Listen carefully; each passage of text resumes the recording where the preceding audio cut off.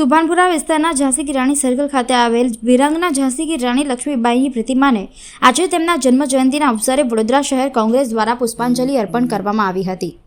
રાણી લક્ષ્મીબાઈ 1857ના સ્વાતંત્ર્ય સંગ્રામની અગ્રણી વિરાંગના, વીરતા અને બલિદાનના પ્રતીક રૂપે ઓળખાય છે।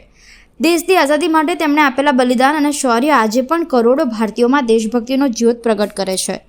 તેમની અદમ્ય શક્તિ, અડગ મનોબળ અને અસાધારણ નેતૃત્વને યાદ કરવા શહેર કોંગ્રેસ દ્વારા કાર્યક્રમ યોજાયો હતો।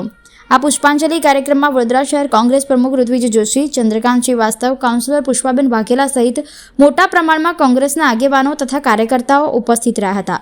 સૌએ રાણી લક્ષ્મીબાઈની પ્રતિમાને પુષ્પાંજલિ અર્પણ કરી અને તેમના બલિદાનને વંદન કર્યું હતું।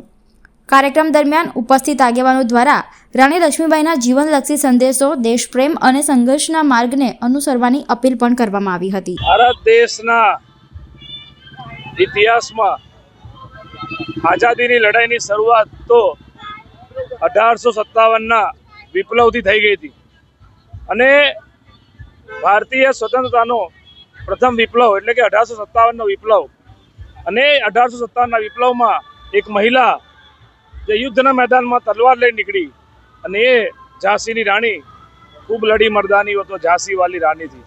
અને એ સમયમાં અંગ્રેજોને ધૂળ ચટાઈ અને એવી વીરાંગના ઝાંસીની રાણી લક્ષ્મીબાઈની આજે જન્મતિથિ એ નિમિત્તે કોંગ્રેસ પરિવાર દ્વારા ઝાંસીની રાણીને પ્રતિમાને પુષ્પાંજલિ કરીને અમે સતત નમન કરીએ છીએ।